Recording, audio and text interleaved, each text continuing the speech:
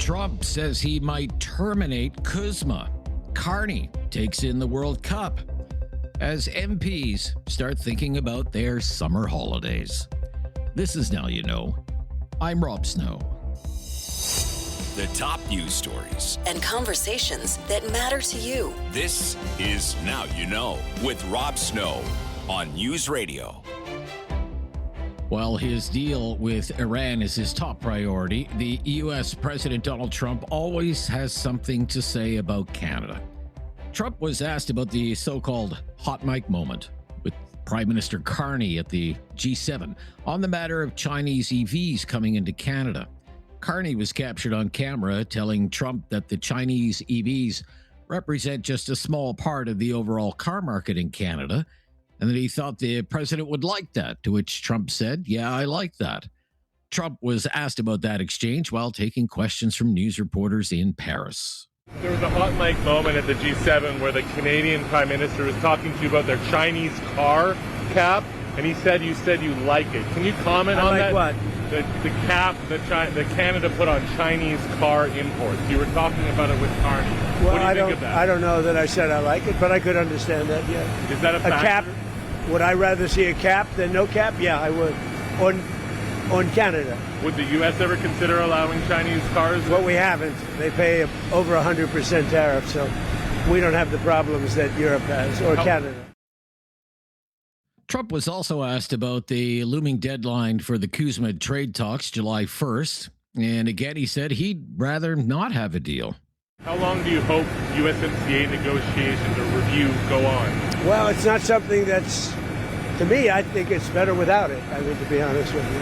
I'm not a big fan of it. I liked it because it got us out of NAFTA. In other words, after 6 years, you had a clause that got us out of NAFTA. That's the thing I liked about it most. We do better without an agreement. Do you want to just leave it in rolling? I would rather leave it unsigned. I'd rather have it terminated. You'd rather have it terminated? No, those are different things, sir. I just want to be clear. I would rather not have the agreement, okay. But I may sign it. Right. But I would. We do better as a country if we don't have an agreement. So are you thinking of? Yeah, I'm thinking about maybe we won't be able to make a deal. I would rather not have the USMCA. The primary reason I wanted it was because there was no way out of NAFTA, which was the worst trade agreement ever made, like ever. And they had no termination. And it was very hard to get USMCA for that reason. And I had a 6-year clause. Who would have thought I would have been here in the 6 years? They got it 6 years because they hoped I wouldn't be here. My term was supposed to be over with. So on top of everything else that comes to, I would prefer not having an agreement, but I'm open to doing it. We'll see what happens. While the American president was trash-talking trade again, back in Ottawa, it's what they call silly season. Silly season is the final few days of a House of Commons session where the government tries to move heaven and earth to try and ram through bills before MPs break for the summer.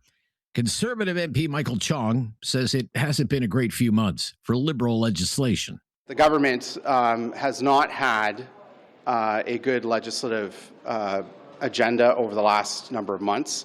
You know, there are a number of pieces of legislation that they've introduced that have been found to be problematic.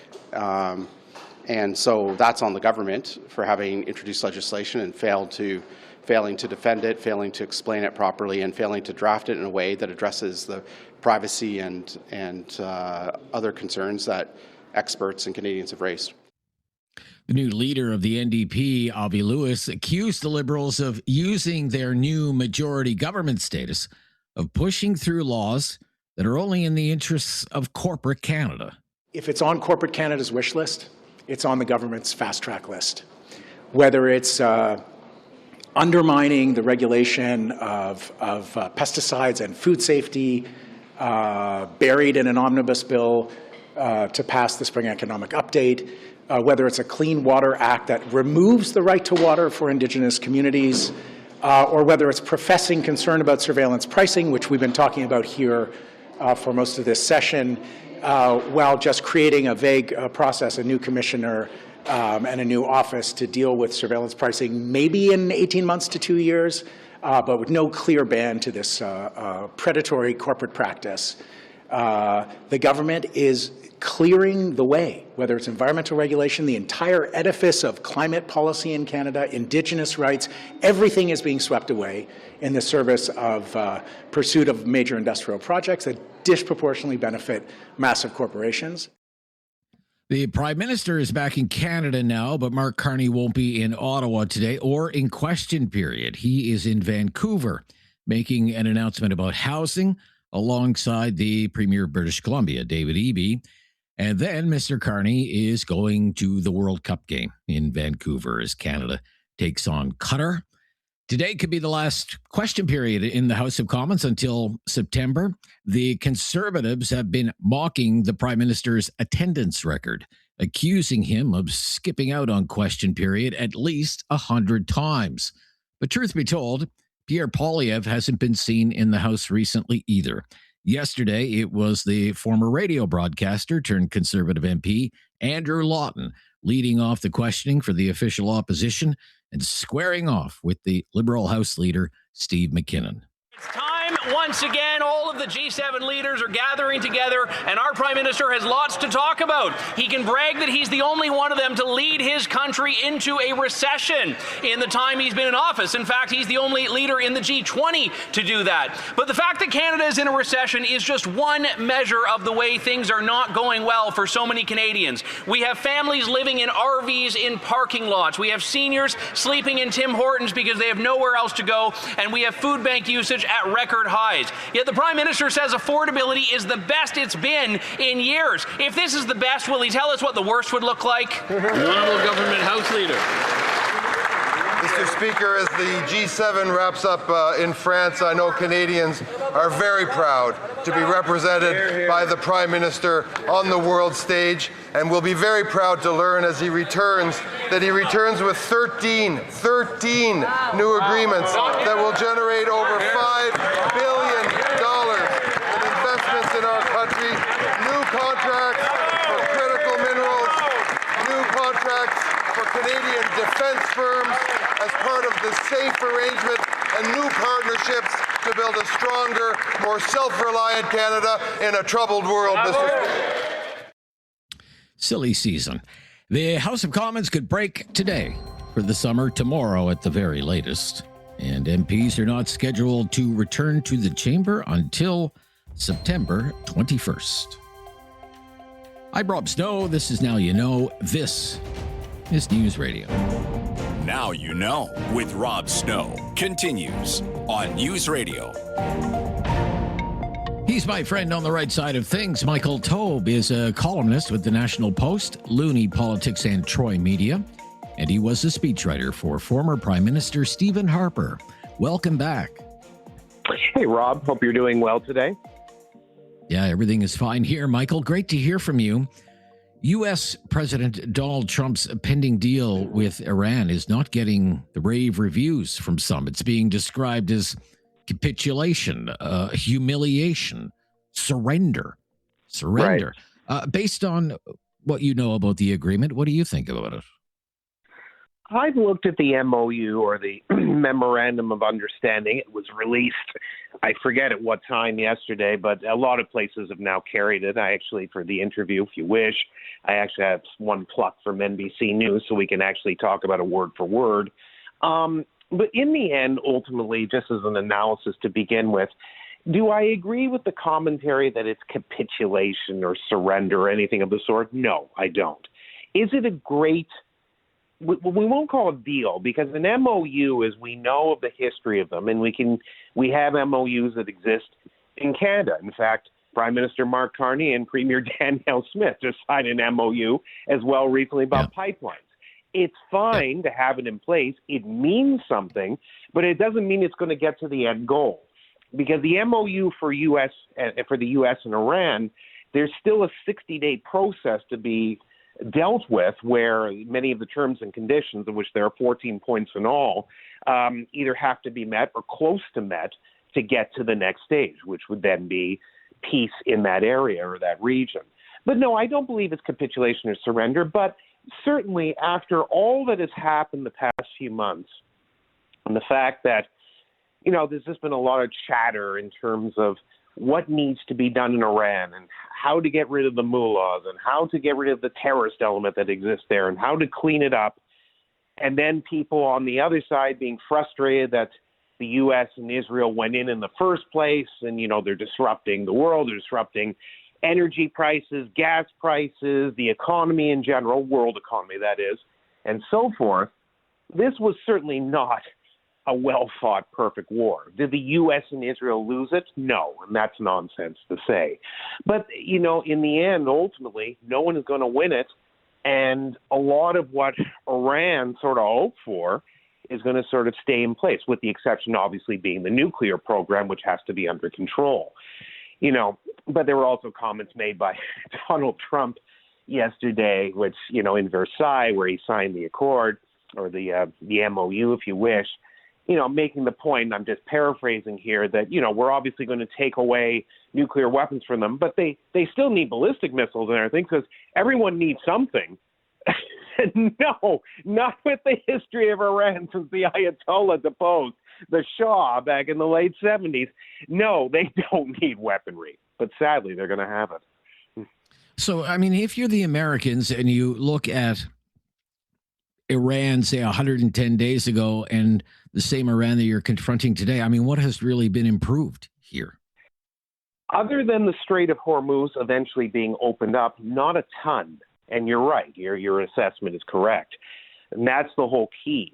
The key when the U.S. and Israel went in was that it would be, hopefully, and this was the theory, as you said, about 110 days ago, quick, efficient, and get rid of the evil elements and clean things up, or at least, if nothing else, hopefully start the process to clean things up over a period of time, which could be days, weeks, months, years. We have no idea. That was the end goal. When you look at things now in the MOU that has been signed, not a lot has changed. The evil elements are still in power. They will still obviously have access to weapons. It may not be nuclear, but they'll have access to something. As well, there's also the key is, how do you trust Iran? Iranians who leave the country and have escaped from the country do not trust them and still don't trust them. Those are Iranians who live in Canada, the United States, and all around the world. They don't have any faith in them. They don't trust them. So the question is, why does the Trump administration, or at least, if nothing else, the President of the United States, trust them? Because he shouldn't. Okay. Prime Minister Mark Carney was with Caitlin Collins on CNN, and he was asked, do you think the war was worth it? And he said, yeah, I think it was worth it. What do you think of those remarks from Mark Carney, our Prime Minister? I don't know where Carney's exactly going with this, to be perfectly honest, Rob. As some people have suggested, it really shows that he doesn't have much concern or interest in that area, or possibly Israel's vested interests, or maybe he wants to somehow do different deals with countries like Iran, which would sound preposterous on the surface, but it's been floated. I don't really know where he's going with this. Obviously, with the CUSMA renegotiation process about to happen in early July, and that's, if you want to call it this, NAFTA 2.0, if you feel like it, he may be just trying to smooth things over to ensure that any decision made by President Trump or otherwise is logical or not. But certainly from Canada's interest, it makes absolutely no sense. Probably he is happy, like other world leaders are, that this fighting is over and that things will stabilize. Gas prices are coming down, business is getting, obviously a little bit more positive. All those are good things, but we shouldn't be celebrating this by far. And Mark Carney's comments, much like most of his leadership, whether people like him or not, has been puzzling, to be honest about it. And the problem is we have a very green politician who's still in power. That's the issue. Okay. When we come back, we will switch our attention to what's been happening in Ontario in the 6-month break for MPPs in Ontario from the legislature. How's that? For a break from making laws in Ontario. 6 months, my goodness. This is News Radio. Now you know with Rob Snow continues on News Radio. Here with Michael Taube. He's with us every Thursday, columnist with the National Post, Loonie Politics, Troy Media, speechwriter for former Prime Minister Stephen Harper. Premier Ford is giving his MPPs a 21-week break from the legislature. They won't be back until it's almost Halloween. They usually come back shortly after Labor Day. First of all, what do you think about that? It's ludicrous, and I'm going to be very straightforward about it. Everyone obviously is entitled to a few weeks of vacation, including politicians. I think we can certainly give them that much. A 21-week break, there is just no justification for it, Rob. None. What could there be? I mean, you look, not just whether you've ever worked in politics or not, and I have, obviously the staffer, not as a elected representative, but it's madness. You don't need that much time off. Do politicians need to sit in the legislature every day like some think they do during the week? No, of course not. But this is way too much. And the fact that this could be one of the shortest sittings of a provincial legislature in close to 50 years doesn't say very much. And it's a bad move. It's always a bad move when governments don't sit and when legislatures don't sit. They should be working and they should be there, even if it's only for a few hours a day. He also, Doug Ford boasted the other day, I'd easily win another majority government. His polling numbers have been soft. I'd easily win another majority government. All of this, the 6-month break away, the boasting about, I'll win again, no problem.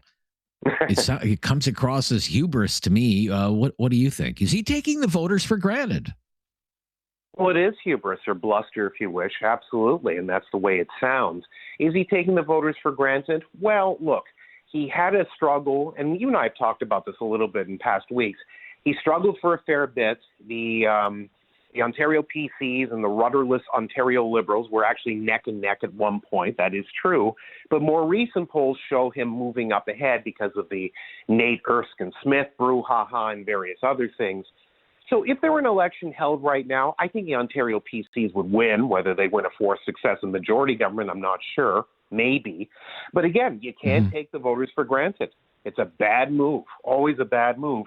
And even if he's confident that he could win again, and like I said, I think the numbers show he could, you just don't say it, or you don't say it like that.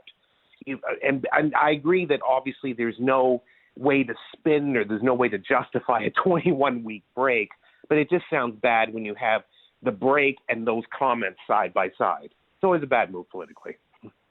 All right. Okay. Difficult times in Ford Nation.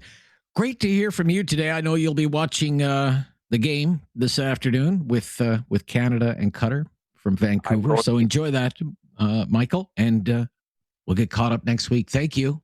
You too. Have a great week. Thanks, Rob. Yeah. Bye-bye. That's Michael Taube. He's with us every Thursday. National Post, Loonie Politics. Troy Media writes for a number of UK publications and periodicals as well, and wrote speeches for Stephen Harper. Our Newsday panel's coming up next. Focus Nova Scotia is coming up. This is News Radio. There is no question Rob won't get answered. Now you know with Rob Snow continues on News Radio. It's our Thursday Newsday panel, so that means it's time for Focus Nova Scotia. We are welcoming today Alex Marland, Professor of Canadian Politics, Acadia University. Hello, Professor. Hi there. Yeah, great to hear from you today, along with Robert Huish, Associate Professor and Associate Dean at Dalhousie University. Hello to you, Professor. Yeah, good day. Good day. Yeah, it's really good to hear from both of you today. Well, in Ottawa, the House of Commons is into its final few hours before the summer break. Now, all of the federal ridings in Nova Scotia are held by the Liberals. Didn't used to be the case, but there was the floor crossing, and now it's red from one end of the province to the other. But now that this session of the House is coming to an end, what do you think the federal government, the Carney government, can say it has delivered for Nova Scotia? Professor Marland, what would you say? Well, it's always a big difference between what a government wants to say it delivered and what people actually think. So there's in this case, you could say, well, if you go around and ask anybody in Nova Scotia what's on your mind, a lot of them will right away say things like the price of gas, price of groceries. These are the kinds of things that are top of mind for almost everybody, and everybody's talking about it, of course, right across the country, not just here in Nova Scotia. But, the Carney government would say, well, listen, we took down a federal tax on the price of gas. We also had this benefit that went out, that was mailed out to lower income people to make sure that they had some money towards groceries. So they would say they're taking action, but I think for the average person, they're still feeling the pinch. Professor Huish, what would you say? I think that's pretty much on track, that any sort of policies that we've seen the Carney government bring forward for the Maritimes or Atlantic Canada in general are ones where the seeds are just getting planted, I think in their scope, where there's talk about big defense contracts and about port expansion, like in St. John, New Brunswick, for example, and other opportunities. But those are slow-rolling opportunities that really haven't come to change the quality of life of many Nova Scotians in the last 6 months. And the one thing that we can say here is that you just turn your head in any direction in Halifax, and there's a crane in the sky, and there's another building going up.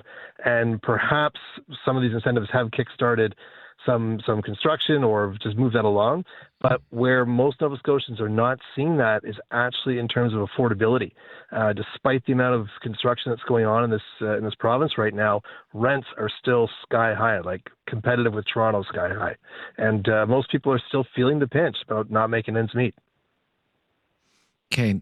When you look at any of the polls and they break them down, the pollsters, by region, what you will see is that the Liberals are more popular in Atlantic Canada than anywhere else. They're at, if they're in the mid 40s nationwide, they're close to 70% support in your part of the country.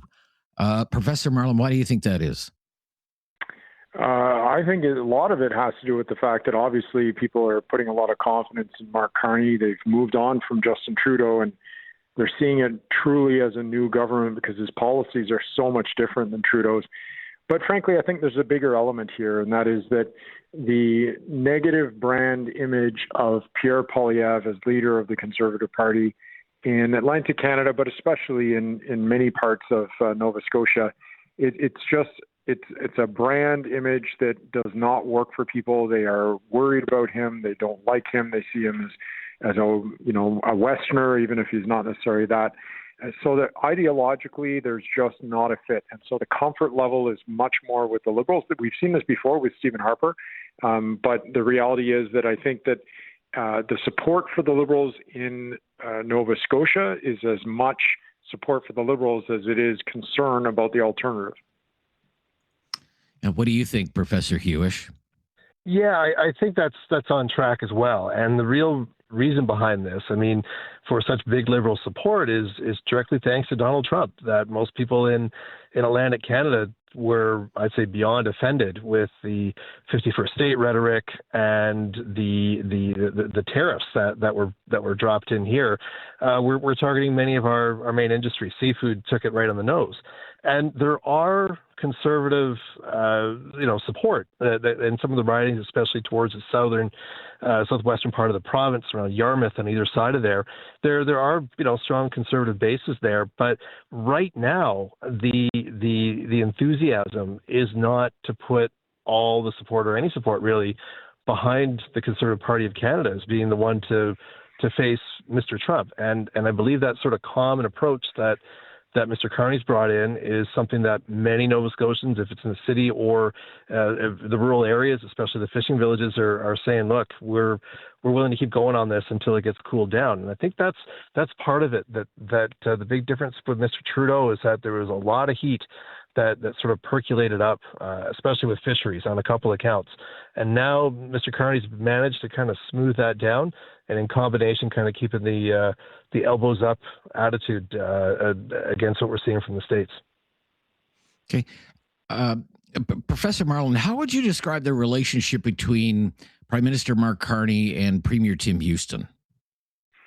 Yeah, actually, please call me Alex. I think the thing to keep in mind is that, it's very hard often for premiers of one political party to support a prime minister from another political party. In fact, there's long histories in every province of combativeness emerging simply because people are from different political parties. And that's not just ideological, but that's got to do with friendships, that's got to do with loyalty, and it's also got to do with the fact that usually what happens is a premier is trying to support the leader of the opposition, if they're of the same party, so that person could potentially become prime minister, and then they can work together.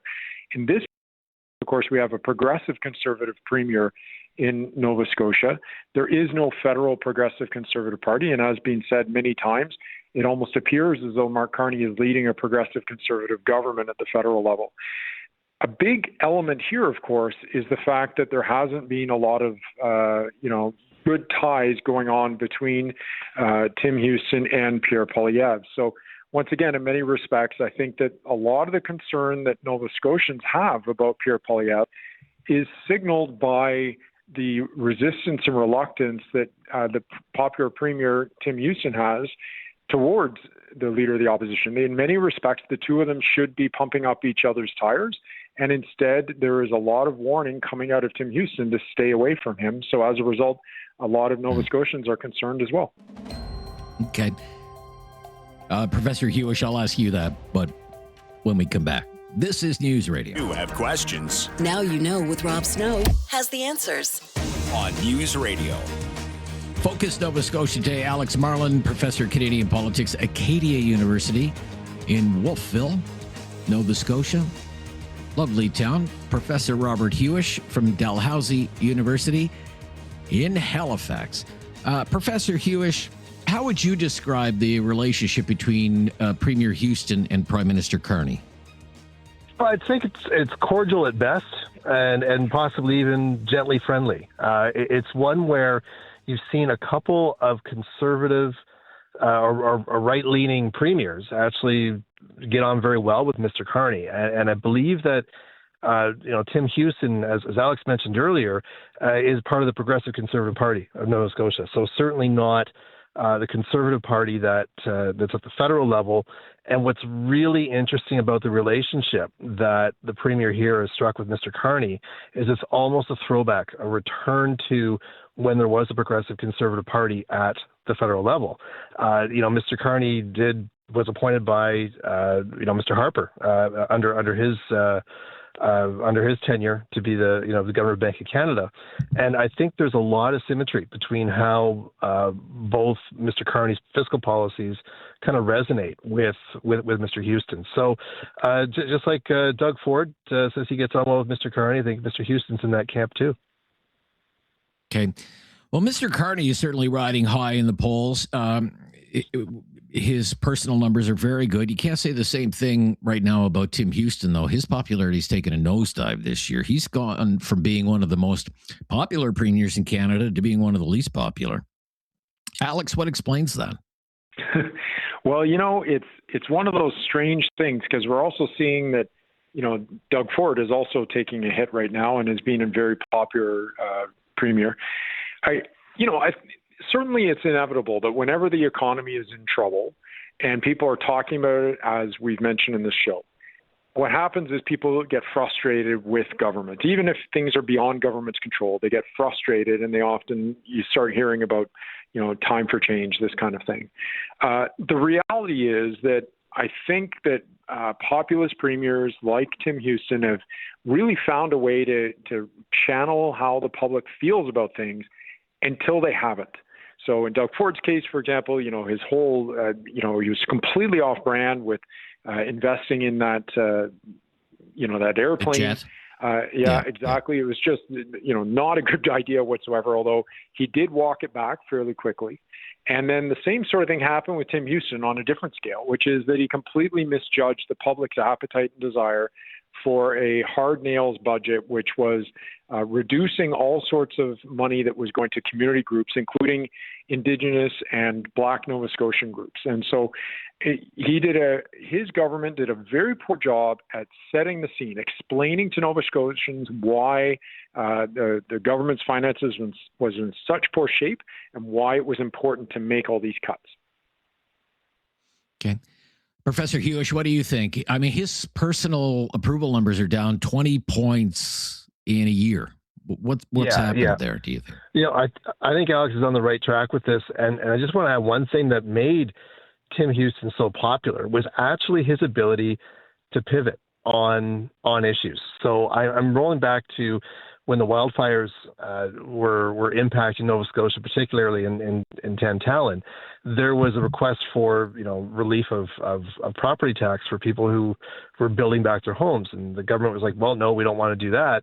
But then Tim Houston actually went and started meeting those communities and knocking on doors and actually having FaceTime with constituents, and he changed his position on it. And he's done that a couple times where the policy that initially comes forward gets adjusted after that sort of interactive feedback with constituents. And what's really curious is that even in the safety of a supermajority that his government has, he has done some very shy, if not cowardly, moves about engaging the public, particularly amongst these hard-nosed budgets that were being passed.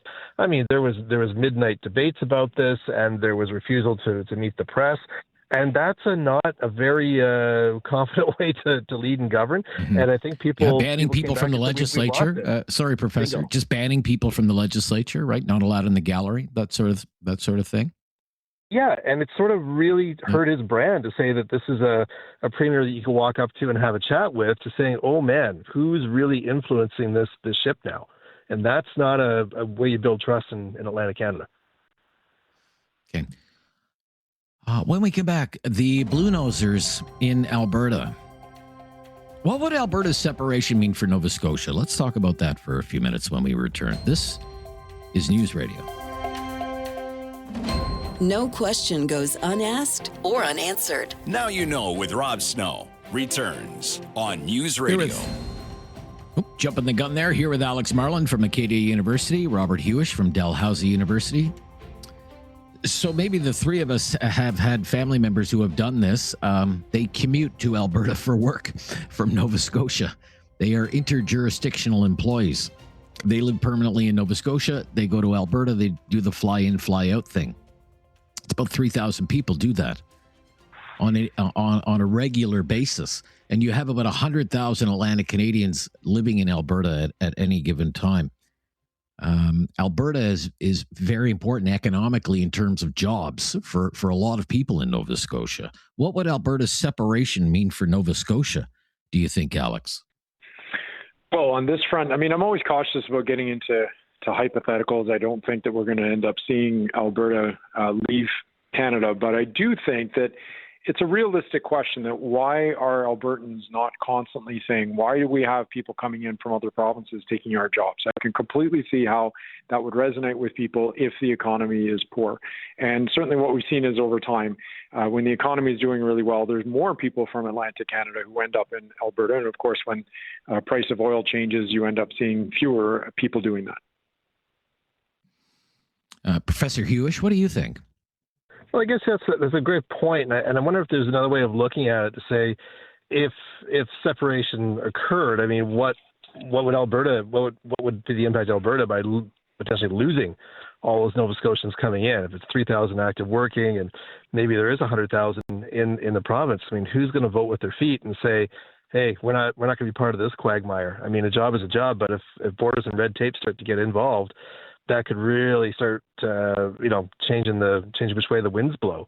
But it is true that it's true and also unfortunate that there is this dependence between provinces for labor and trade, and yet there are these barriers that still exist between the provinces. And it would be so useful to try to find ways of trying to reduce those interprovincial barriers, both for skilled labor and for goods and products going back and forth. And I know that's been a top list for Mr. Carney and even Mr. Houston, saying we're going to get rid of any interprovincial tariffs, but we're not really seeing them come off too much. But labor and certification is really important. I mean, I know I have a friend right now who's leaving Nova Scotia to become a paramedic in Alberta right now, and the way that she just sort of describes what benefits are waiting for her there versus what we're offering our paramedics here, it's night and day. So it also has to be a wake-up call for the province to say, look at why people are leaving the province too, and how is there ways to try to create better enticement for people to work at home, because that's really how you develop your economy. Would you agree, Alex, that more needs to be done at the provincial level, say with a provincial government like Nova Scotia's, on those interprovincial trade barriers, whether whether it's business related or say professional credentials, for example? Yes, I know that they're really, really tough to navigate, but think about all the oxygen that goes into talking about free trade with the United States, and I understand why. But think about how little we talk about all the barriers that are theoretically under our control as Canadians to try to manage to make goods flow between provinces and as well the movement of people. So it's really frustrating. There's one case that I often think of. A guy got charged bringing alcohol, in his car across the border, and the courts upheld it. I mean, there's something wrong with that in this country. Right. I never did that when I was living in Ottawa. Okay. I swear I never went to Hull. Not once. Not once. Okay. Thank you. Lots of fun to hang out in the ivory towers of Academia today and speak with the both of you. And all the best. We'll see what happens. All right. Thank you so much. Bye-bye. Robert Huish is an associate professor and associate dean at Dalhousie University in Halifax, and Alex Marland is a professor of Canadian politics at Acadia University in Wolfville, Nova Scotia. Talkback is coming up next. This is News Radio. It's time to talk back. On Now You Know with Rob Snow. Call now And have your say. 1-833-668-2577. Welcome to Talkback. 2 hours of debate and discussion on the big issues of the day. And today's topic, Alberta and the rest of Canada. Alberta and the rest of Canada. Now, here's what we want to know today, with your help, with your phone call. We don't really want to focus on the politics, Alberta versus Ottawa. We've talked a lot about that already. There'll be plenty of time to talk about it in the coming weeks and months, talking about the politics of Alberta's place in Canada, how we got to this point where there's going to be a referendum this fall on having another referendum and what the results could be and how it's all going to play out. Plenty of time for that. Instead, what we really want to know today is what makes Alberta different? What makes Alberta different than other places in Canada? What makes Alberta different than, say, Ontario or Nova Scotia? Because so much of this separation debate is focused on economics or what I would call political fairness. There are a lot of people in Alberta, and there are also a lot of people in other parts of Canada who don't think Alberta gets a fair shake, that it doesn't get a fair shake when it comes to the economy, the idea that Alberta's contributing a lot more than it ever receives. And there are a lot of people both in Alberta and outside of Alberta believe that the real political power in this country is in Ontario and Quebec. But that's the politics of it all. You know, the divvying up of the spoils, the concentration of political power in Canada with the so-called Laurentian elite. Okay, that's one thing. We can talk about that another day. We want to look at it this way today with your help. Is there a cultural component to all of this?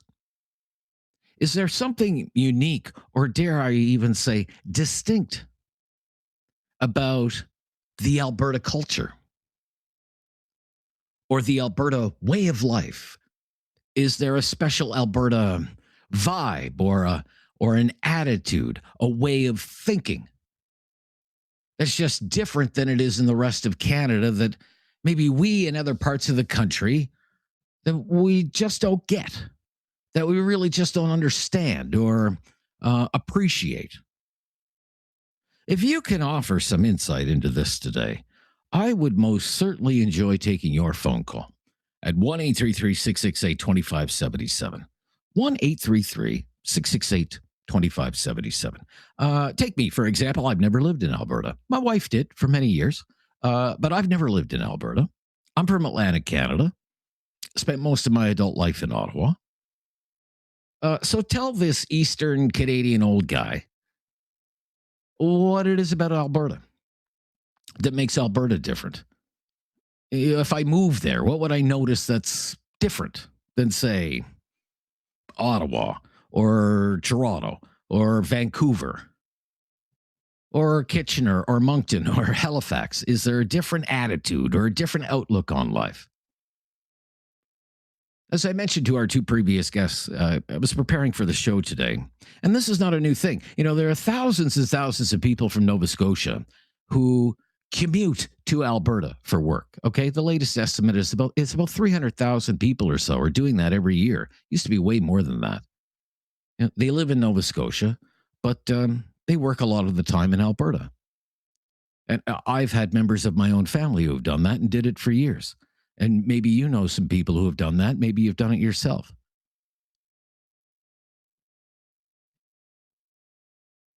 The exact number is hard to pin down, but it's estimated that at any given time, there are like 100,000 people from Atlantic Canada living in Alberta.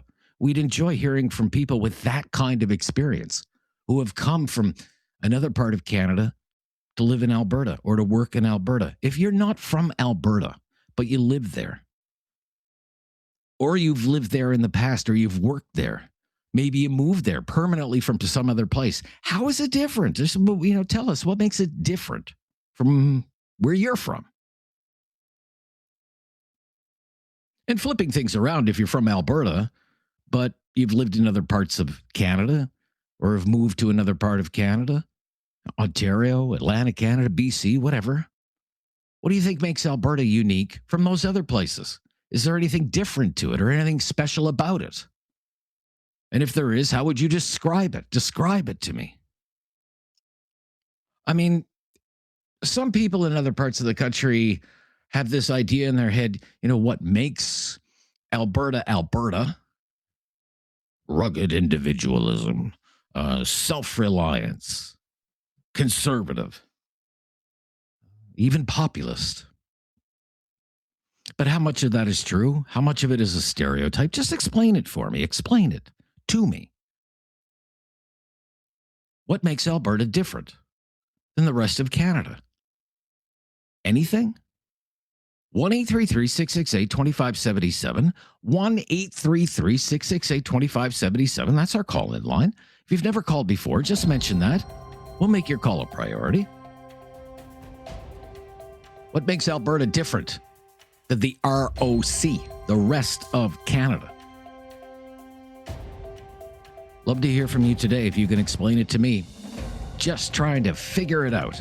I'm Rob Snow. This is Now You Know. It's Talkback. So Talkback on News Radio. Have something on your mind you want everyone to know? Call now. Hello. 1-833-668-2577. It's Talkback on Now You Know with Rob Snow. What makes Alberta different? Different than other places in Canada? What would you say? Explain it to me. Let's go to Okotoks. Lee is a first-time caller in Okotoks. Hello, Lee. Hi there. Hi, Lee. What would you say, Lee? What makes where you are different? So I've had the opportunity. I grew up here in Alberta, and then since 1980, I've lived in 2 different states. I've lived in Ontario twice, Ottawa, in a small community, and I was in BC for 19 years, and I've been back in Alberta for 4. Okay. And one of the things that stands out is it's been my experience. If I lived in Ontario or BC, I'm a Canadian who lives in Ontario. I'm a Canadian who lives in BC. In Alberta, I'm just an Albertan. That seems to be kind of one theme that you see here, is that I'm an Albertan first, Canadian second. The separatist type movement isn't really that much different than what I saw in the 70s as a kid, where we felt, Alberta's not being treated right, we're being taken advantage of. And along with that mindset is we work harder than anyone else. No one else puts as much, effort into whatever they may do. And there's a bit of and I know people are going to call in and maybe disagree with this, there's almost a bit of I would call it arrogance, others would call it pride, about that. And it is true. When I worked in BC, you didn't see people on construction sites on Saturday, but I'll tell you go around to retail areas now, residential areas, all kinds of construction going on. So people do work hard. There's no doubt about that. But there seems to be a little, in my opinion, a little bit of excessive pride about that. One of the other things that happens is I think we forget in Alberta that we're not the only province that contributes more than we receive back from the federal government. I think, if I'm not mistaken, all but maybe 2008, 2009, Ontario has always been a half province and provides more money into the federal system than they receive back. And there seems to be kind of a blinders on recognizing what British Columbia, the other prairie provinces, Ontario, et cetera, contribute. And, if I'm putting in more money into taxes, that's probably because I'm making more money. And if Alberta's being taken advantage of so much, why are people from Atlantic Canada and other provinces or new immigrants who land in Ontario or Quebec or British Columbia moving to Alberta? If things are so bad here, then why are people coming here, finding work, flocking, and flocking, and not paying taxes because we're being taxed higher, paying more taxes because the average income is a lot higher. So those are the things that I've noticed being in Alberta, being away, and now being back for the last 4 years. So great start. Thank you so much. Thank you so much. You've got us off to the perfect start. Central Ontario. Gavin, first-time caller. Gavin. Hi, Gavin. Oh, okay. Chad, Calgary, first-time caller. Chad. Hi, Chad. Yes. How you doing, Rob? Chad, yeah, I'm good. What makes Alberta different than other places in Canada? Okay, so I'm a relatively young guy. I'm about 38 years old. I grew up my whole life here in Calgary and Alberta as in general. I've worked all over the place, though. I'm in the construction field, and I've worked from Powell River in BC all the way to Newfoundland, doing different projects and kind of making those places my temporary home. However, okay. Alberta is where I reside and where I grew up. And the way that I see it is I am going to echo the last caller's thoughts on the whole thing with, I think Albertans do have a slight feel of arrogance to them sometimes, and others may call that pride, just like he said. They are usually a very conservative type people, but I also think it echoes the same kind of political spheres in the States. When you go to the big populous places like the bigger cities, Los Angeles, New York, you're going to find more of a liberal kind of mindset. And then when you go out into the smaller rural places, you're going to find a more conservative atmosphere. Here in Calgary and Edmonton, I find that we're a lot more progressive leaning, a lot more kind of liberal, wanting to help out the everyman, not so against immigration and whatnot. But when you go out to the further rural areas, it seems like you're in a mini Texas almost. And, people want that wall built and they want the immigrants to stay away and whatnot. But I think what makes Alberta different than the rest of the country, it's kind of a two-sided coin. I do think that we are very, very hardworking, proud people. And we do rely really heavily on our Fort McMurray, our oil sands, which I've also worked up there quite a few times for probably 4 years of my life. I've worked up there, and that is a hellish place. It's not somewhere where you want to live and call that your home. It's really, really nasty place. But we as Alberta, the people from Edmonton and Calgary and even the rural areas, they don't have to live there. So they're all just like, yeah, well, we have all the oil. Let's go. And it's not realistic because we have that oil, yes, but then we have to ship it away to get it refined. And we need to use the other provinces in order to help us get it out of where we are. Okay, but you're the second person who said there's a pride that almost borderlines on arrogance, and maybe we can explore that a little bit more. A very interesting couple of first calls. We're just getting started here on Talkback today, Thursday edition. Alberta and the rest of Canada. What makes Alberta different than other places in Canada? What makes it different than BC or Ontario or Nova Scotia? Does it have a different vibe? This is News Radio. Have something on your mind you want everyone to know? Call now. Hello. 1-833-668-2577. It's Talkback on Now You Know with Rob Snow. Does Alberta have some kind of unique culture, a different way of life than, say, other parts of Canada? Is it really different than other places in Canada? 1-833-668-2577 to have your say on Talkback. We're going to Nova Scotia for an opinion on this. Mary is in Nova Scotia. Hello, Mary. Hi. Hi, Mary. How are you? I'm good. Just going to say thank you, Alberta, because my husband worked there 19 years. He was out of work when he left Nova Scotia. We had no other choice but to find it somewhere else because we were in Cape Breton, and it was really bad then in 1999. So we made the decision, he did, to go work there. And then the last year of his work there, I moved out there. I thought it was great. I loved it. It was Fort McMurray, but I also had a friend there that lived there. But yeah, I thank Alberta because my husband will be retired in September. And we've developed a beautiful pension. And now he's finishing up here in Atlantic Canada. He's a construction worker. And yeah, I just want to say thank you, Alberta. If it wasn't for them, I don't know where we'd be right now. We wouldn't have a pension, first of all, because it was so hard to get anything here in Nova Scotia.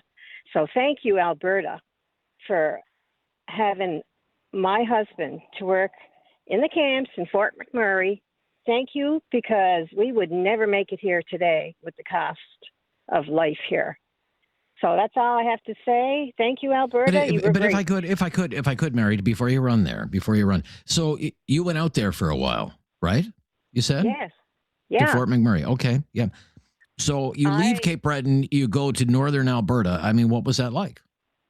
What was different? Was great. It was great for me because I had a friend that lived there, and her husband worked with my husband. And I took the bus. I never had a car. You know, I felt a few things, see what it was like. I think it's mostly the people that he knew from the jobs and the campsites. It was like a little community of friends, you know, that worked together. They were hard workers. That's the type of life I lived out there for 6 months. And mind you, it was expensive then. But, hey, I mean, thank you, Alberta, because they paid good wages and they paid good pensions.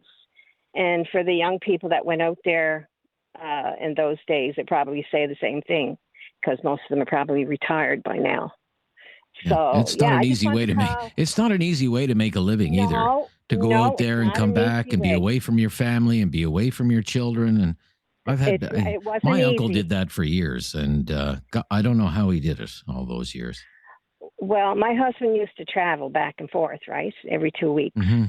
Yeah. And some months he never came home for 3 or 4 months because they didn't have the flights, right? So it was a challenging 19 years, but we stuck it out. We were looking at our future, and so like it worked out. It worked out very well. And I mean, mind you, today he's ready to, he's on his last days of work, and just thank God that, everything went okay. But he can feel it in his bones, let me tell you. But, I bet. Thank you, Alberta. Very good. Okay. When we come back, after the latest breaking news, what makes Alberta different than other places in Canada? Is there a different vibe, a different attitude, and an outlook that is uniquely Albertan? What would you say? This is Talkback on News Radio. Have something on your mind you want everyone to know? Call now. Hello. 1-833-668-2577. It's Talkback on Now You Know with Rob Snow. What makes Alberta different That's what we're asking today. Different than other places in Canada. Is there anything unique about us? Culture, attitude, vibe, outlook on life. 1-833-668-2577 to Sylvan Lake. Wade is there. Hello, Wade. Hey, how you doing today, Rob? Yeah, I'm good, Wade. I was just thinking about you. You know, I've been doing this show for like 2 hours or two years now. I've been broadcasting in Alberta, and I love doing that every day. And when I first started taking your calls, I was calling it Sylvan Lake, like French, you know, Sylvan Lake. And my wife gave me heck. She said, "You're saying it wrong, Rob. It's not Sylvan Lake. It's Sylvan Lake." Just one of the things you have to learn, you know. Okay, sorry about that. Just a funny little aside, you know. What would you say makes Alberta different? Well, I would have to say it's not just Alberta. It's all of Western Canada. Every 4 years, as you know, before the polls even close out here, we know who's going to be running the country. And so that's one thing. The other thing is, I'm in the independence movement. Every single person that I have met and talked to that is in the independence movement, and myself included, we all say the same thing. We were once very proud Canadians. And it's not so much that we're mad at Canada, or what bothers us is what Canada has become at the hands of the Liberals. That's the biggest issue. Yeah, I said I didn't really want to get into the. I said I didn't want to get into the political stuff today, but I want to get into like more the attitude. Is there something different? Like, say, what makes someone who is born and raised in Alberta, or someone who has lived in Alberta for decades, do they have a different culture than, say, someone who might be from New Brunswick, for example, or something like that? Well, that's a pretty tough question. I mean, I've been out to Nova Scotia. The people there are fantastic. I've been to BC. I've lived in BC for a while. The people are all fantastic. It's the people that make Canada, the best country on earth that it used to be. And so that's a tough question to answer. But what I can tell you is, a year ago or so, my wife and I went on a trip to Vietnam, and we were on a bus with 25 other Canadians. And there was 3 couples on there from Ontario, from Toronto area, and they were the most stuck-up people I've ever met in my life. They literally thought their poop had no odor. And they knew we were from Alberta, man. They just looked down on us like we were like low on the pole. People in Canada, like now with the independence movement, they're calling us ditch billies and all kinds of names. The difference is we have woken up to what is actually going on in this country, and we've had enough. 2021, 62% of Albertans voted to end equalization. That went to Ottawa. They've totally ignored it. They won't even acknowledge that. Yeah. Again, did that I said I didn't want to get into that. The nitty gritty of the issues, the political issues. What I'm trying to. You want to be your own independent nation. Okay, so in Quebec, the Quebecois consider themselves to be a nation. Like, this is our culture. The First Nations, they talk about having a nation-to-nation relationship. I'm just wondering, Wade, and I thank you for your call. Is there the same sense of nation in Alberta that is united by some sort of unifying culture? Joe is in Halifax. Let's go to Halifax. Joe is there. Hello, Joe. Hi, Rob. Hi, Joe. I'm going to have to. Hi. I had a earlier caller kind of steal my thunder. I think it's pretty obvious that Alberta is the Texas of Canada. It's the Texas of Canada. It's about rodeos. What do you mean by that? It's the Texas of Canada. What do you mean by that? Rodeos, oil wells, open spaces, high-paying jobs, everything you find in Texas. Well, most parts of Texas, but the mentality is the same too. Pickup trucks and hunting, and I worked in the oil patch for a long time, and there's a lot of similarities, and a lot of people I worked with were from Texas and worked around the world, also worked in Alberta. So it's the environment that forms the opinions of the people and draws more people like themselves out there. And if people don't like it, they leave, and if they like it, they stay.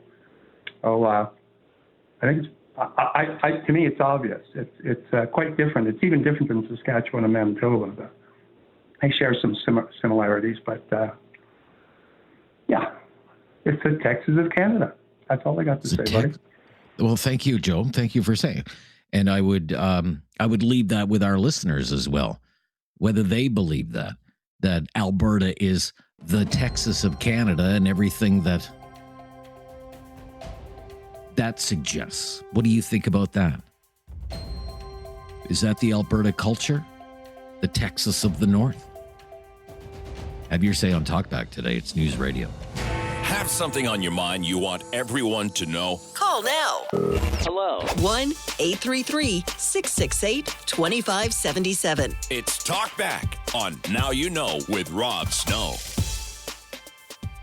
Rick is in Lloydminster, Alberta. And he's on Talkback right now to tell us what makes Alberta different than other places in Canada. Hi, Rick. Hi, Rob. Hi, Rick. What would you say, Rick? Well, I'm going to just comment on the fellow from Sylvan Lake. He said that the rest of the Canadians, are good people, and it's those liberals that keep ruining the country. Well, it's the country that votes in liberals.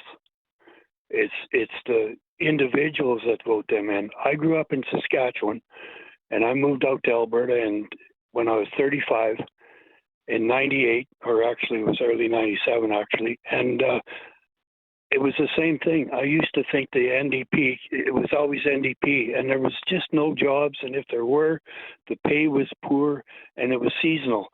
And I ended up getting married and having 5 kids, and we just were feast and famine. And not when I say feast, I mean we eked out a living, and then we were on unemployment insurance in the wintertime or something.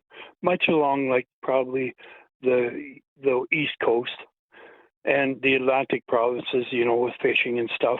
Anyways, I used to think that the NDP were terrible. But, there were 63 ridings. And then I got thinking about, what? There's 300,000 people that vote for these people, to get the majority governments. And so it's your neighbors that are voting these people in. And as far as Alberta, we don't want anybody in our business all the time. We don't ask government to help us. We just get out of our way and let us do our thing. Okay. Do you think that's something that's unique to Alberta, this idea of smaller government, for example, almost like a libertarian kind of thing? Well, you think that's an Alberta thing? Yes? Yes. Yes, but I think Alberta's or Saskatchewan's really come a long ways too with the Saskatchewan Party. I think Saskatchewan is starting to go a lot more right-leaning too, center right. Now we were seriously center left, and when I should say left because it was always NDP for 5 decades, probably longer, and it just drove business out of the province. And it used to be like there was one thing. I finally, in Saskatchewan, for a period of time, I ended up with a pretty decent job hauling logs, and for warehouser, and I was making a pretty good, decent a living for. But that's the problem, is that everybody goes belly up. If you make a decent living, and I don't know what the mindset is. Like I ended up starting to get a little bit ahead, and you're driving a little nicer vehicles and stuff, and it seemed like your neighbors, their noses got twisted out of joint if you ended up with something better. than them, it seemed. And they were kind of like, their attitude was the government needs to tax him more or take it away from him. And when I come to Alberta, when somebody was doing good, everybody kind of was flocking around him to find out what he was doing so that they could do better, not to take it away from him. Right. Okay. So, success is say more rewarded in Alberta than say it was in Saskatchewan. Okay. Interesting. Saskatchewan's okay. better. Look, Rick, I'm going to move along. Rick, thank you. I want to take a call. Let's go to Kitchener. I think we're going there for the first time today. Doug is in Kitchener. Hi, Doug. Hi, Doug. Are you with me? I sort of hear Doug. Is Doug there? Okay, let's put Doug on hold. Let's Keith? Yeah, Keith up next. Hi, Keith. How are you doing today? You very good, Keith. Yeah, I'm very good today. Thank you. What makes Alberta different? I don't know if you'd call it culture, but people here I have observed have an unearned sense of entitlement, a major superiority complex, also, in my opinion, unearned. A lot of what they think is culture isn't, like a work ethic. I defy anybody to find somebody in Ontario or BC that says that anybody works harder than they do. So that claim is unfounded. Alberta people seem to have and not in every case, of course, one can't speak in absolutes, but the vibe is a genuine hatred, not just disdain, but an actual hatred for people that are perceived to be lesser. So if you don't work in the oil patch and your truck isn't lifted, or, you're down and out or disabled and need a hand, you're absolute garbage in the mind of the quote unquote real Albertan mentality. Wow, that's pretty harsh. That's a pretty harsh assessment that you have. It's true. I believe it is. And one of the reasons that I say that is the absolute vitriol that people spew against disabled people complaining about the AISH cuts. Just for one example. And as I said, anybody perceived to be on welfare or, at the food bank or whatever, those people are lesser and to be shunned and ridiculed and preferably moved on to another province. But it's this idea that you've got to, you've just got to work. You've got to work hard, pull up your socks, nose to the grindstone, that kind of thing. And if you're not perceived as successful, then you're doing something wrong. Correct. There's something wrong with you. I don't know if that's culture, but if that's what culture is, then we have it. But okay, interesting. All right, interesting. Be right back with more of your calls on Talkback on News Radio. Have something on your mind you want everyone to know? Call now. Hello. 1-833-668-2577. It's Talkback on Now You Know with Rob Snow. What makes Alberta different? Let's go to Halifax to find out. John is there. Hello, John. How you doing, Rob? Yeah, I'm hanging in there, John. Thank you. What would you say, man. John? Listen, I'm so pissed about this Alberta separation thing and all that. Do you think they'll be able to get away with it? There are resources. Just because they are in that province, it's Canada's resources, and they're not going to be able to get it. And they are very, very arrogant people. There's, they back in the 70s, they didn't have a very good life out there, and it's not going to last forever. So what are they going to do in 20, 30 years when we don't need biofuels anymore, right? Because we're moving away from that. And what are they going to do? Oh, can we come back and join Canada again so we get the CPP and, EI and all that stuff? It's foolishness, absolutely foolishness. Okay, again, look, you said it's Canada's resources. They're necessarily they don't Canada's resources. Under the it is. Constitution, the resources belong to the provinces. No, Right? no. Yes. Oh, yes. 1907, I believe, the resources were Canada's.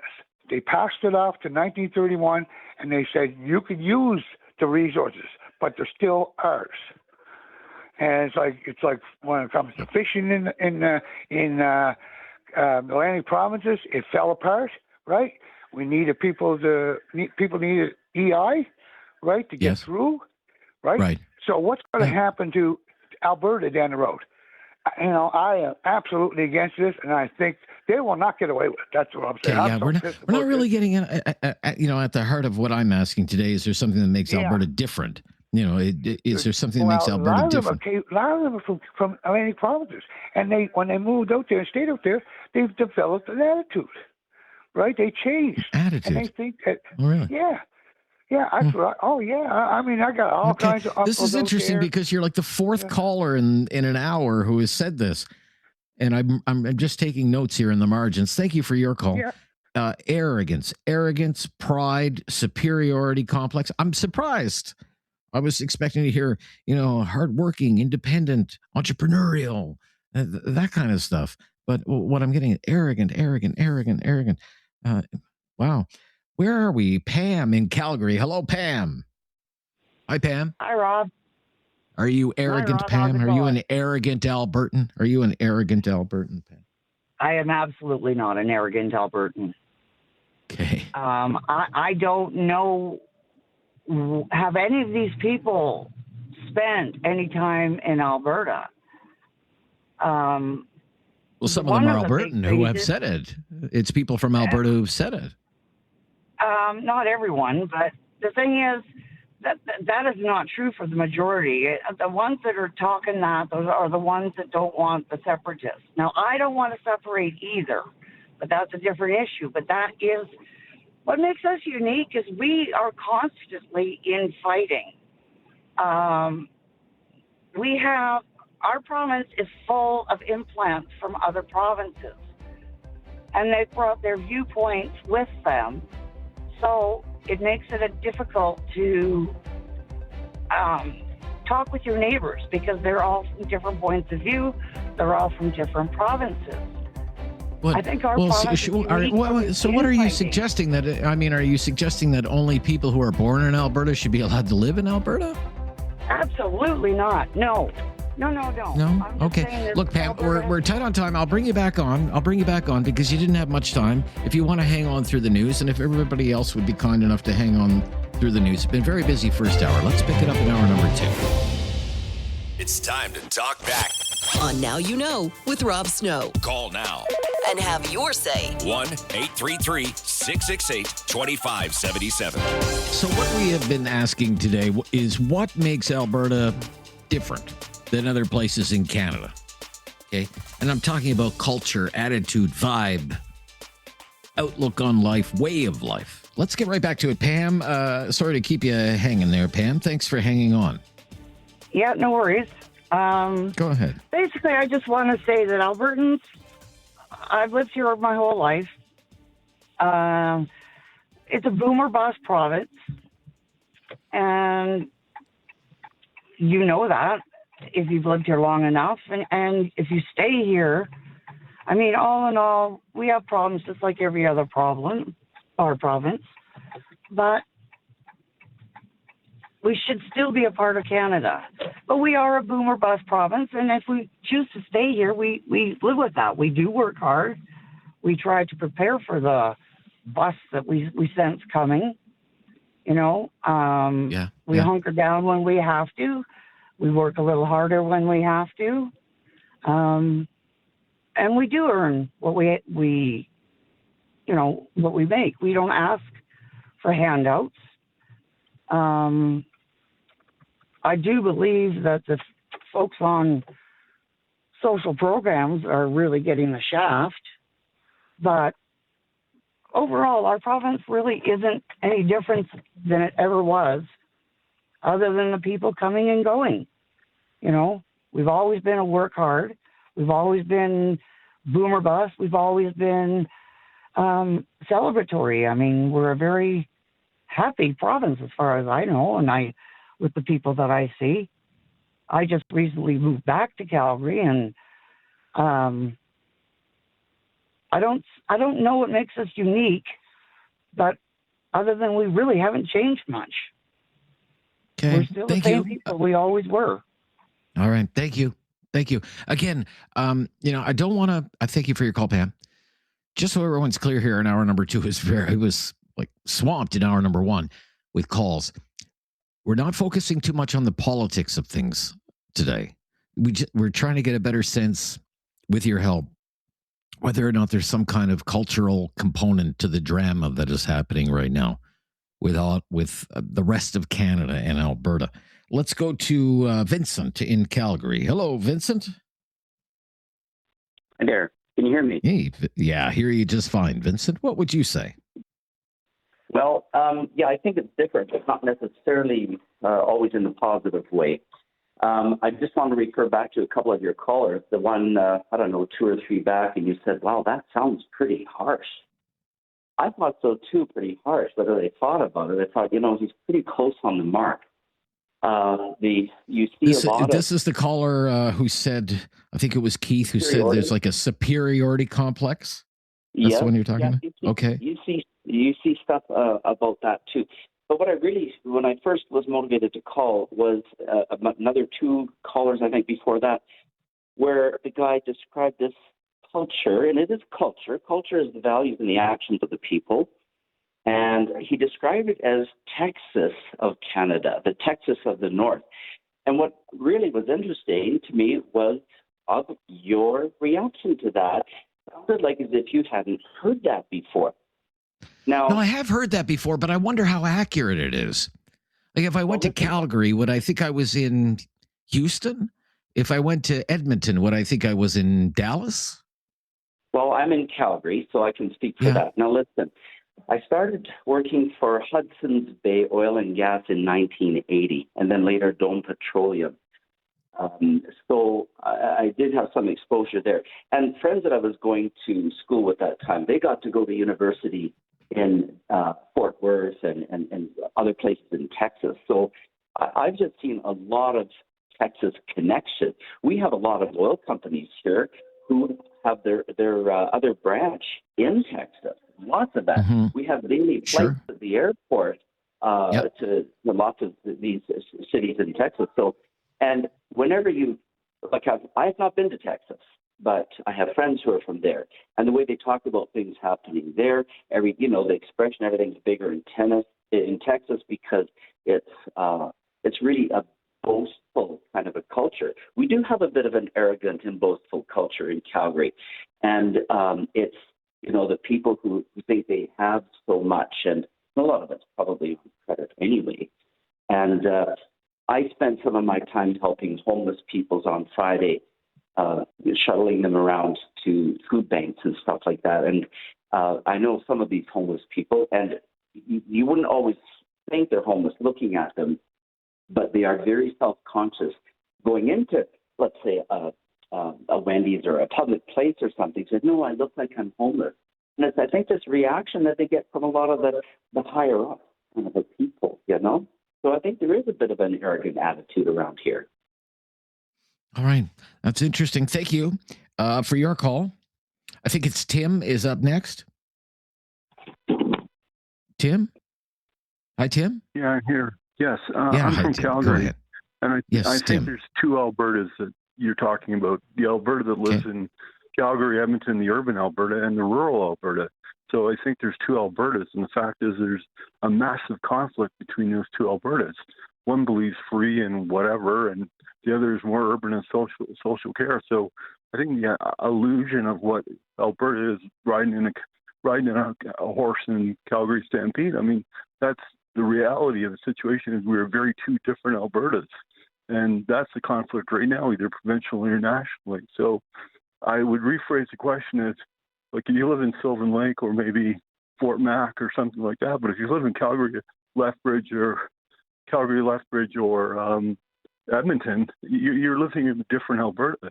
And the fact is, you can go 25 minutes outside Calgary and be in rangeland, and you're going to come into a different Alberta. Is it diverse? Of course it is. Okay.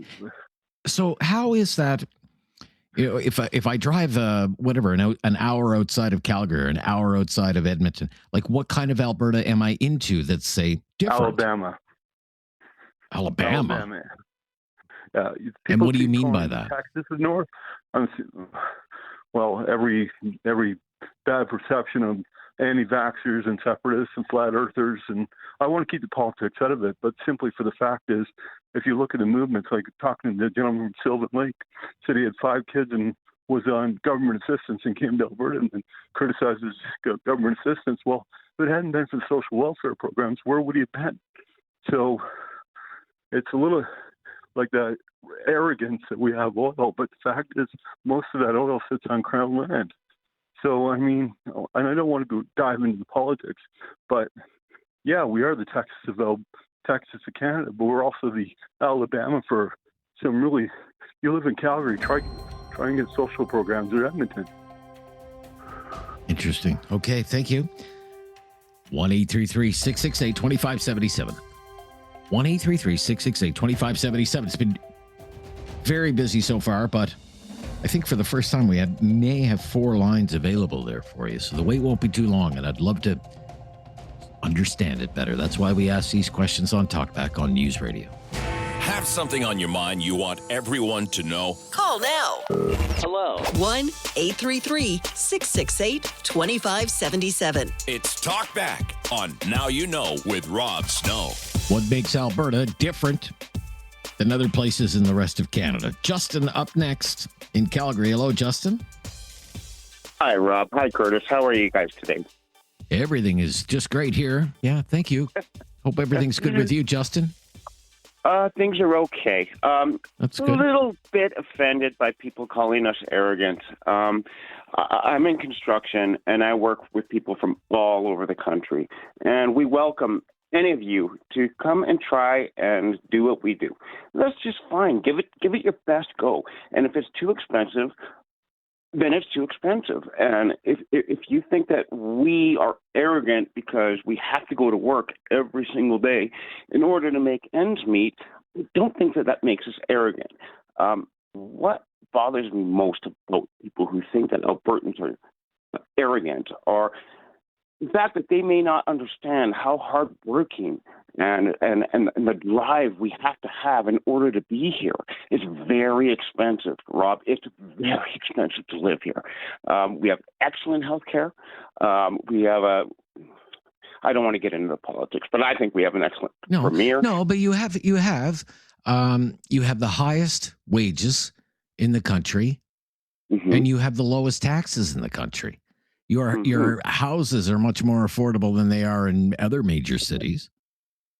Right? Okay, I got to stop you there. Right? I got to stop Toronto, you there because Vancouver, whatever. Sure. I live in a 900 square foot house, and my mortgage is $2,600 a month. Okay, I have to work very, very hard in order to accomplish that. Yeah, but what you're saying is, what you're suggesting by that. This is my interpretation. Do you not think people in, say, Scarborough are working very hard to try and put food on the table and keep a roof over their head, or people in Fredericton, to do the same thing, or whatever the case might be? Absolutely not, Rob. That's not even close to where I'm coming from. Okay. I know that Canadians as a whole are very hardworking people, and Albertans, especially Calgarians, are very open-armed and welcoming for the rest of the country to come and have their stay and give it their best. As far as do I think people in Scarborough work as hard as Calgarians? Of course they do. Okay, we all have to get up when the alarm goes off. All right, we all have to come home and we have to go to the grocery store. We have to fill our tanks up with gas. Are our gas prices a little lower? Yes. Are our taxes lower? Yes. But that does not mean that it gives anyone the right to tell me that I'm an arrogant person for living here. I'm really offended by it, Rob. And I'm not really easily offended, Rob. I'm not. Okay. All right. I will say it is some of your fellow Albertans who are suggesting that, sir. It's not necessarily callers from the other part of the countries. From the other parts of the country. But I do thank you. We'll take one more here before we have to stop. Dennis, I believe, is on the line. Hello, Dennis. Hey, can you hear me? All right, Dennis. So, yeah, explain it to me. What makes Alberta different? Okay, I'll just quick background. I was born and raised in around Halifax. I moved to Calgary in 1998. I've lived in Calgary, Edmonton. I work out of Fort McMurray. So I do find they have a bit of an American attitude here. Now, I'm generalizing. Some of them are a bit arrogant. Like if you don't have a nice vehicle, you get cut off in traffic, you get the thing. You know what I'm saying? They get a little, they treat you different as opposed to having something nice. Driving is a competition here. I've had people tell me to go home when I got here in 98. Yeah, we don't want Maritimers here. But I will say on the positive side, they're extremely hardworking. Some of the hardest working people I've been around, they will work 13, 14 hours and ask for more. And if you gain the respect, they'll do anything for you. But like I said, I'm generalizing. Okay, interesting. Thank you. We'll stop here. Yeah, where we, let's stop here. We only have a few seconds left. Zach, George, Linda, lots of time to take your call. Stay on the line. We'll get to you shortly. We are moving through the calls today, folks, at 1-833-668-2577. This is News Radio. Have something on your mind you want everyone to know? Call now. Hello. 1-833-668-2577. It's Talkback on Now You Know with Rob Snow. Emerson on the line from Calgary. Hi, Emerson. Yes, Rob. Thank you again. Always nice to hear your voice advocating for everybody through Canada. I just want to say one thing. I thank Jesus Christ every day that I landed in Alberta. I arrived here 24 years ago. I didn't have a nickel to my name. I was homeless. I actually slept for 2 months at the drop-in center before I was able to rent a room. Somebody trusted me until I got my first paycheck. Now I have my own home, okay? I have my own vehicle. I have a nice pension. I'm well taken care of by the medical here in Alberta. And let me tell you, I happen to become a bell captain for the Fairmont Hotel, and I happen to be the bellman for Stelmach when he was the premier. They stayed there for 4 days for a conference. And you know the words out of my mouth was, Mr. Premier, it's not easy being a premier, whether it's Alberta, Ontario, whatever. But one thing I do know is I left a province, okay, Ontario, and I had nothing. Today, I feel on top of the world because I had the opportunity. You took a risk. You allowed me to come to your province. You didn't know who I was. I just show up. You start giving me money on social welfare. They didn't know me from a bale of hay, but if it wasn't for that welfare check, I couldn't have got my first rental. I got my job at the Fairmont. I had to go and get my suit from the Salvation Army. I had to get it pressed by my landlady. And here I am today. I'm proud. No, I love Alberta, and it doesn't matter what province you're in. No politician is going to be Houdini and create magic. It's a lot of hard work, and I respect our Premier, Danielle Smith. I don't always agree with her. Sometimes she ruffles my feathers, but I do, at the end of the day, appreciate what she's trying to do. And it's no joke being a premier, and it's definitely no joke being a premier when you're a woman. So thank you, Alberta. I love you. Rob, Thank you for allowing me to say that. Well, thank you. I'm glad it's all worked out for you, Emerson. Let's go to Zach is in Calgary. Zach. Hello, Zach. Hey, Rob. How are you? Oh, it's busy today, Zach. We're hopping today. Yeah, go ahead. What makes Alberta different, Zach? Well, I've been out in Alberta my whole life, born in the far south, spent most of my life in Calgary, but I've lived in small prairie towns like Taube and spent huge parts of time in the coal mining towns of the Crow's Nest Pass. There's things that are so unique to all those places, but there is a unique Alberta identity that emerges, I think. And I just want to really quickly say there's always a kernel of truth to stereotypes, But some of the slandering of Albertans as people who hate disabilities or non-lifted trucks, and that was revolting and revealing. You know, the people who feed the entire world with free Stampede breakfasts and celebrations are not the vicious monsters they're made out to be. But I've got thick skin, so I don't want to dwell on that. I think Alberta has a strong, like, Western frontier farm identity. That's where the strong grassroots populism, and it's all rooted in the founding days. And I think that's what's reflected in the distrust of centralized power and support for direct democracy.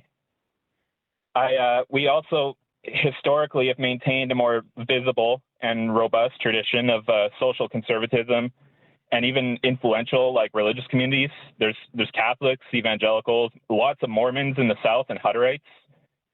We were definitely less affected by the rapid secularization, I think, than the rest of Canada. There's still dry counties in the south of Alberta. But, oh, really? Really? Yeah. I think where the most friction is between us and the rest of Canada is our we almost have like a maverick identity. And it's good and bad, but I think, you know, whether you're a rancher, a tradesman, or an entrepreneur, there's a provincial attitude and respect for, you know, even blue collar work, skilled labor, achievements. And I think that all plays into going back, like I said, to our founding days. But even in the modern age, it's just that's part of our culture. That's our identity. Very good. Very thoughtful, Zach. Thank you. Okay. Yes. The news. That's what's coming up next. The latest breaking news is coming up next on a very busy news day. Then more of your calls. This is Talkback. It's News Radio. Have something on your mind you want everyone to know? Call now. Hello. 1-833-668-2577. It's Talkback on Now You Know with Rob Snow. So we have been asking today about Alberta and the rest of Canada and trying to understand better what makes Alberta different than other places in Canada. For example, you know, is there something about Alberta that makes it different than Ontario or Nova Scotia or British Columbia? Is it a different culture? Is it a different attitude, a different vibe, a different way of life? George, I believe, is up next. George? Hello, George. Hey, Rob. Thanks for taking my call. Yeah, George, good to hear from you. What would you say, George? Well, I grew up in southwestern Ontario, eventually into Toronto. And in '98, we moved out to Calgary. It was a good move. The one thing I found, well, two things that I found hugely different. Ontario, very manufacturing-driven industry. And out here, there's a lot more entrepreneurial spirit. And if there's not a tool to do what you need, they make it. If there's not a company to do what you need done, they'll start up a company and make it. So there's a lot more let's get it done attitude than just go to work and get a paycheck. And I found that was very different. And the other side of it, in Ontario, lots of lakes, lots of cottages, lots of beaches. And not so much out here, but everybody out here's got a camper. Campers to beat the band. And they haul them out to the flatlands and the mountains. And just very different dynamic in that.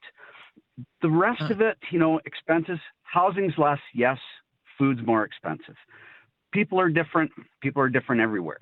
The Calgary-Edmonton thing is like the Toronto-Hamilton thing, the blue-collar, white-collar. But overall, we're all the same people. We just slightly different lingos and actions. But for me, the biggest thing was the entrepreneurial spirit was more driven here. Okay, very good. George, thank you for your experiences. The Ontario transplant there. Let's go to Southern Alberta. Linda's on the line. Hello, Linda. Hello. Hi, Linda. Yeah. Hi. What's your opinion, Linda? The only thing is I'm going to say, well, we are the same as people all over, right? And it basically goes down to two things. And I've seen it in my families. I've seen it in in workplaces, different people and organizations and stuff, you have two levels of people. Those are at the top that are making X amount of dollars, and those that are at the bottom that are not making X amount of dollars.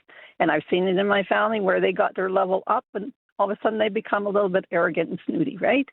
And to me, that is the only real difference, is the level of income, and then who are you associating with because of your level of income. And the other thing I would say about Alberta is, we're more like maybe the States in the way that the States took our stuff. I mean, who do we export to? They don't block us. They take, farmers ship cows, farmers ship stuff. We ship our oil and stuff. We're not being blocked by the U.S. It's our friendly neighbors to the east and the west that are blocking us. So maybe that's we might have a little bone to pick with. But other than that, it's not just a little bone. Yeah, well, that's what I'm saying, eh? Yeah, sure. I know what you're saying. Yeah. Yeah, that's really interesting, Linda. Thank you for your call again. Good to hear your voice again. One of the reasons I wanted to raise this today, and I really appreciate all the feedback that we're getting, is that it's just so much of this separation debate is centered on economic fairness or democratic fairness, right? Money, seats, power in Ottawa, and the perceived imbalance of it all. And by asking this question, I mean, I'm not discounting any of that or saying Alberta doesn't have legitimate grievances, because I personally think you do. What I've been wondering is whether there's more to it than that. Whether there's something different about the place that makes it unique or distinct. I mean, in Quebec, it's obvious. It's not about money. For the separatists in Quebec, it's not about money, although they always complain they don't have enough money, to which everyone, I think, in the rest of Canada says, world's smallest violin. In Quebec, it's so wrapped up about culture, identity, language, the Quebecois nation. Like, Quebec is not bilingual. Officially, Quebec is unilingual. There's only one official language in Quebec, and it's French. And they make no apologies for it. And if you want to live in Quebec, the government says you should learn to speak the language. And is quite matter of fact about it. Quebec is not multicultural. In Quebec City, they reject multiculturalism. Quebec wants people, if you want to live in Quebec, you are to integrate into the Quebec culture, into the Quebec way of life. And it passes laws to make sure that happens, even if those laws are seen as racist and discriminatory in other parts of Canada. Quebec is secular. Like, there's no recognition of religion in Quebec. It's secularity of the state. That's the religion in Quebec. That's the state. Okay? Traces its roots back to the Quiet Revolution and the rejection of the Catholic Church and the control it had over people's lives. And that's like just scratching the surface. It's about culture, though. It's about identity. It's about language and the preservation of it all. And what I'm trying to get at today is there something remotely similar in Alberta, a culture and identity, something that says this is the way we do things here in Alberta? Or is it just about economics and seats in the House of Commons and the power structure and the concentration of that power, say, between Toronto and Quebec City? 1-833-668-2577. 3-4 lines available there. I just want to know more. So tell me. Explain it to me like I'm a 4-year-old. This is News Radio. Have something on your mind you want everyone to know? Call now. Hello. 1-833-668-2577. It's Talkback on Now You Know with Rob Snow. As the callers have expressed their opinion on what makes Alberta different, I've just been writing notes here on my little notepad. Arrogance bordering on pride, superiority complex, boom and bust, boastful. Are Albertans boastful? There are two Albertas. One person said, when you get outside of the cities, it's like being in Alabama. It's the Texas of Canada. There's an American attitude. Others said, entrepreneurial spirit, let's get it done. Self-made, self-reliant. No handouts. And our last caller, Barb, saying the can-do attitude. This is can-do attitude. Herman is up next. Hello, Herman. How you doing? Yeah, good, Herman. Yeah. What would you say, Good, Herman? Good. What makes you special? Barb?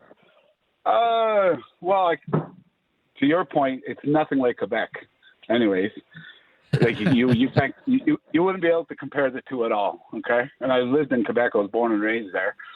Yeah. And but I wouldn't call Alberta arrogant because they are hardworking here, extremely hardworking. If you don't work as hard, they may look down at you. I'm not saying everyone's like that, but it is very Americana. You know, hard work. I work 80 hours a week. I got the Cadillac. You should do the same. I wouldn't call that really arrogant. It's just the way they are, right? Very, very different. A lot more like Ontario, more conservative, of course, right? So, but are they distinct? No.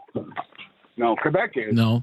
And one thing I will say to you is that the separatist movement in Quebec, as much as I disagreed with it, is apples and oranges for the one that's happening here. Okay. All right. Here, okay. Yeah.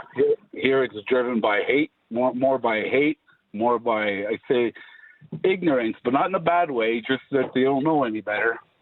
And but it's not the same at all. I mean, Quebec is 400 years old. They brought land and wealth to Canada. They joined the Dominion, unlike Alberta, which is drawn by lines. I think people just lose that the perspective of that when they're comparing. Well, because I've had that discussion where people in Alberta are like, well, Quebec was why was it Quebec allowed to have referendums and Alberta? Everyone's against it. It's a different ball game. And just to finish my conversation with you, and thank you for the time. It's not Alberta oil. It's never been Alberta oil. It's Canada oil. You know who said that? You know who said that, right? Who said that? That's Pierre Trudeau said that. Well, yeah, That's Pierre why Trudeau. they hated him out here. It's not. Sure. It's not Alberta oil. It's Canada oil, and that's what I truly believe. Well, you'll get pushback from me, and I think a lot of people in Alberta from that. Thank you, though, Herman. If you can wrap it up in Airdrie, Nick, in a minute or less, love to hear what you have to say.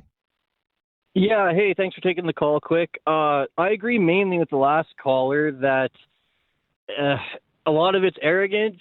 You can't compare it to what's happened with Quebec before because it's apples and oranges. And is someone in Alberta really that different from someone from Saskatchewan or from BC?